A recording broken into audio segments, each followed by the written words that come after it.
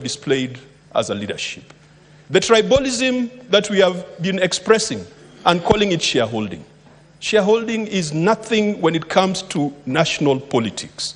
It is pure tribalism. It is ethnic jingoism. It is ethnic chauvinism. Mr. Speaker, we are talking here with Senator Omtata, asking ourselves, why do you need a voter's card when you already have a national ID? And that has been the system in this country, to disenfranchise certain parts of this country. We have been around through electoral processes, and we know that the registration of voters is a first step for rigging of elections. Mr. Speaker, I want to ask the majority and minority leaders that in that motion, that we should push to ensure that in this country, once you have a national ID card, then you can automatically become a voter. Because I've heard the arrogant politicians, those who voted yes to the finance bill last week, saying that Gen Zs will not take them anywhere because, after all, they are not registered as voters. Once you are a citizen, you've got a right to vote. And we should not introduce additional bureaucracies in the name of registration of voters. The last time we did that exercise, this country spent 7 billion Kenya shillings on biometric voter registration equipment. Those are the areas where we could make savings. If we could take that 7 billion that I am sure that the IBC is going to ask for another round of voter registration, that amount of money can take care of the doctors, can take care of the junior secondary school teachers. Mr. Speaker, we have annoyed the Gen Zs by our fake religious fervor. The religious fundamentalism that is in this country, Mr. Speaker, where we go to churches, and then we say that the persons we vanquished are children of a lesser God, that the victors are the ones who pray to the true God. Today, Gen Zs have told us that the voice of the youth is a voice of God. Mr. Speaker, I've reflected and I've looked at what Wole Soyinka wrote. I think it was Soyinka who wrote The Trouble with Nigeria. And Soyinka said, it was Chinua Achebe. It was Achebe who did the Trouble with Nigeria. He said there is no problem with the Nigerian land, the Nigerian soil, the Nigerian air, the Nigerian water, the Nigerian seas and lakes. The trouble with Nigeria, as is the trouble with Kenya, is the failure of leadership. It is a cult of mediocrity. It is indiscipline and it is corruption. Mr. Speaker, ever since Achebe made those very, very interesting remarks more than 20, 30 years ago, Kenya has not learned a lesson. I am so happy about this revolution that our young people have brought upon us, because it is going to change the architecture of our politics. Before, the people who mattered were the leaders and owners of parties. Today, the true bosses are the youngsters, the Gen Zs, our brothers and sisters, our sons and daughters. Mr. Speaker, I heard the president say that he wants to set up certain committees to go around the country to find out what the youth want. But why do you ask for a job when you don't know what the people who elected you want, Mr. Speaker? And sometimes we can propose a lot of things, and yet the solutions lie here in this Constitution. We have a chapter or an article, Article 55 of the Constitution, which talks about circumscribed application of rights with respect to youth. And so instead of the president wasting taxpayers' money with another BBI like circus, I invite the president to read Article 55. That says the state shall take measures, including affirmative action programs, to ensure that the youth access relevant education and training, have opportunities to associate, be represented, and to participate in political, social, economic, and other spheres of life, that the youth can access employment, and that they are protected from harmful cultural practices and exploitation. You don't need a committee to go around the country to come and tell you that, because the framers of our Constitution already put it there. What do the Gen Z want, Mr. Speaker? The Gen Z wants us to be faithful to this Constitution, especially the Bill of Rights, the rights and fundamental freedoms in this Constitution, which belong to each individual and are not granted by the state. And the responsibility of the state, as far as the rights are concerned, is to observe, to respect, protect, promote, and to fulfill the realization of those rights. Why do you have to set up committees and dialogue teams? And yet, in the Constitution, it says every Kenyan has got a right to life. That right to life is not abortion. Those boys who are felled by snipers outside this parliament, we have violated their right to life. The young people want equality and freedom from discrimination. That is an obligation of the state in this Constitution. It should not matter whether you are Cheriot, whether you are Karaoke, for you to access jobs. The other day, I'm watching on TV as leadership of KEFIS, Kenya Plant Health Inspectorate scheme, are talking about a new system that they've launched. The first person to speak sounds like he comes from Meru. The second person to speak sounds like he comes from Meru.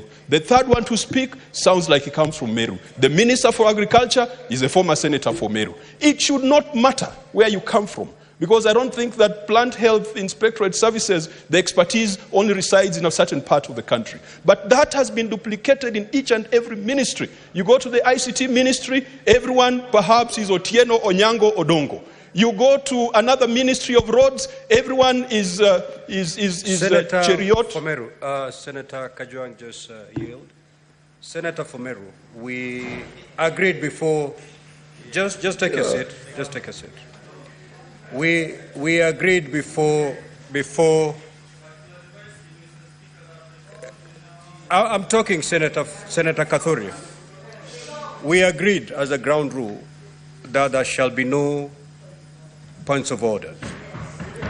Now, there's a reason for that. There's a reason for that. And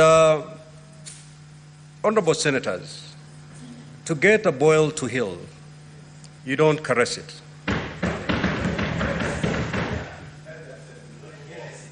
If you need the boil to heal, you must squeeze and squeeze it really hard. Now, that process of squeezing is pretty painful. But if we need to get out of this place where we are, if we need to get out of the place we are, we just have to squeeze this boil. So, Senator Kathuri, I will give you an opportunity. I will give you an opportunity where you're going to lay your case and nobody is going to raise a point of order on you. Conclude, Senator Kajwang. Mr. Speaker, when dry bones are mentioned in a proverb, some people feel jittery. I am talking about the rights and fundamental freedoms that are in the Constitution. Every Kenyan deserves a right to work in public. And that is what the young people are asking for. They are asking for human dignity to be observed. Our people want to be treated properly, like human beings. They don't want to be treated like animals, like we have seen out there in the streets.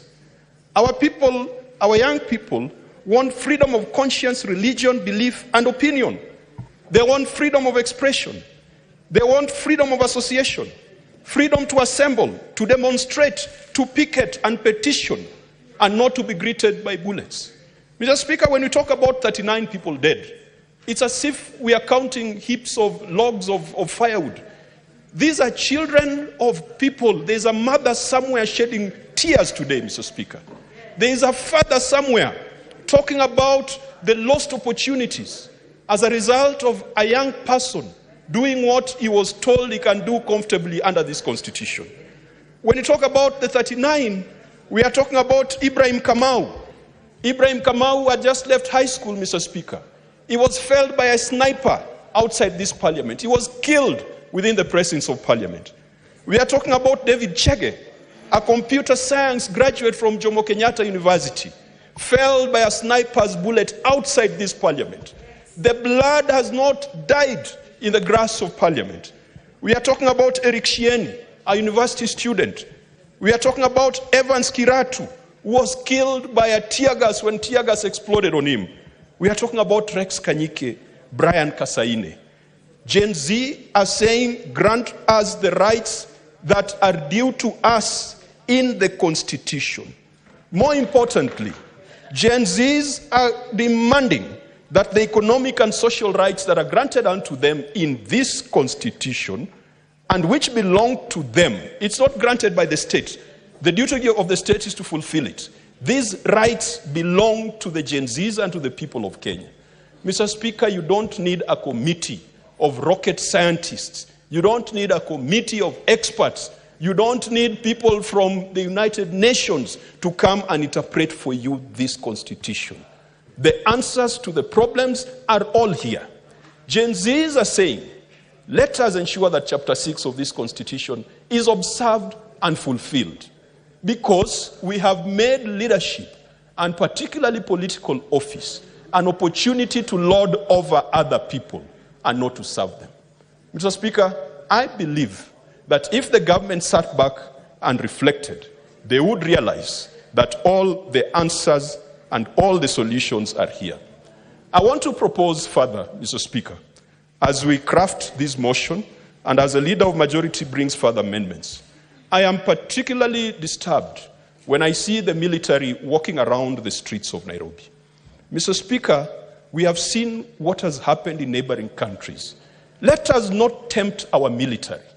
Let us keep them in the barracks. Let them do the spectacular job they have always done of defending and protecting this nation from external aggression. When you bring the military to the streets, it is like exposing a child to sugar or a child to honey. It has been seen before, it has happened before. South Sudan, Maine, Mr. Speaker. Sudan was a big economy. It was booming. The agricultural sector, the petroleum and mining sector was booming. Sudan is now in shambles. Ethiopia, Mr. Speaker. Ethiopia was an economy that was competing with Kenya. It was poised to overtake Kenya. Safaricom went into Ethiopia, and Kenyan banks and insurance companies wanted to go into Ethiopia. It was messed up by the military. Our resolution, despite what the High Court has done and what the National Assembly did, let the military take the tanks back to the barracks. That should be a resolution of this House. Number two, Mr. Speaker, I have had some instances of sibling rivalry. Because the Senate is sitting and the National Assembly is in hiding, there are people who are saying, scrap the Senate. Mr. Speaker, I want to tell those who say scrap the Senate that we've got a good record as a Senate. We have referred 146 cases to the Ethics and Anti-Corruption Commission. And Mr. Speaker, out of the 146 cases, very few of them have been investigated or prosecuted to the final conclusion. And we have told EACC we are going to bring them here before the Committee of the Whole. And Mr. Speaker, I want to tell Gen Z, please pay EACC a visit. There is a problem there. You guys need to go and visit and say hello to the EACC because we have a problem. Mr. Speaker, this House, in terms of accountability, has impeached at least 5 governors. That is 10% of the counties. Can our brothers tell us how many ministers they have impeached? This House has gone to the Supreme Court to seek opinions that has developed jurisprudence in this nation. This House in unison marched to Milimani. And Mr. Speaker, in our march to Milimani, the late Senator Haji, the Senator Gideon Moi, the senators that you could not imagine were the ones who are leading our march to Milimani on the concurrence matter. Mr. Speaker, this Senate has taken its services and its sittings out of Nairobi. And I think we've gone to 4 counties. This Senate has organized legislative conferences and devolution conferences. They should tell us the last time the National Assembly sat outside Nairobi. But it does not matter, Mr. Speaker, because in the end, the difference between us and them is like the difference between a cheetah and a leopard. And in my community, we have one name for both. And so it does not matter whether we voted yes or no. We are all collectively in this. Mr. Speaker, the SRC matter has been dealt with, and I think perhaps what we should have said is that what should have gone to MPs as a salary increment should be redirected to a certain course, perhaps the course of doctors or the course of the junior secondary school teachers. I would like in this motion, Mr. Speaker, for the majority leader to include another action, that the Cabinet Secretary to the Treasury, Professor Njuguna, who has the habit of snubbing the Senate every time we invite him, to invoke Article 225 on any county executive that gets an adverse opinion. What Article 225 talks about is that 50% of funds are withheld until the county comes up with a recovery action plan. And Mr. Speaker, 10% of the money we send to counties is wasted. Not stolen, wasted. utilized on things that are not necessary. And all our budgets at a national level, 10% is wasted. Mr. Speaker, I want that motion to direct that we go towards a digital government. There are so many meetings that we hold that do not require people to be in the same room. We can do Zoom, we can use virtual technologies, and the Commission should tell us. When there was COVID, they told us we were procuring a system to facilitate virtual parliament. Why are we still using Zoom, which cannot work properly and can be hacked? So we must drive towards a digital government. Mr. Speaker, on constitutional commissions, Senator Omtata has made a strong case. We must demand that we are part of parliament and we must be involved in allocation of budgets to constitutional commissions. The Kenya National Commission on Human Rights, Mr. Speaker, is being overshadowed by the Law Society of Kenya. And I want to congratulate the leadership of the Law Society of Kenya. They have stood up for the rights of persons who are involved in this protest. They have done better than the Constitutional Commission that is supposed to guarantee observance of human rights in this republic. They have done better than the Commission on Administration of Justice. The last time I heard my friend and sister, the Ombudsman, speak, she was speaking about Muguka. She was not talking about the rights of people and maladministration in this country, which is supposed to be her duty. I hope Gen Zs can also pay her a visit. Mr. Speaker, the National Gender and Equalization Commission is not doing what they should be doing.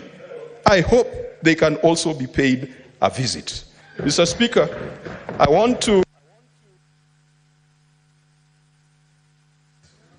Senator Kajwang, 2 minutes to wind up your thoughts.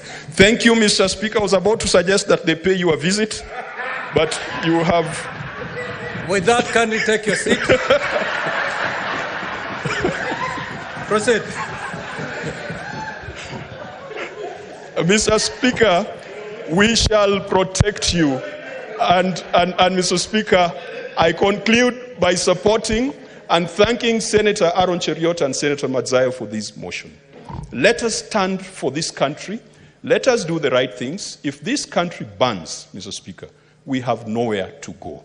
You have seen the frustration and the problems our brothers and sisters from South Sudan face. Sudan is in fire.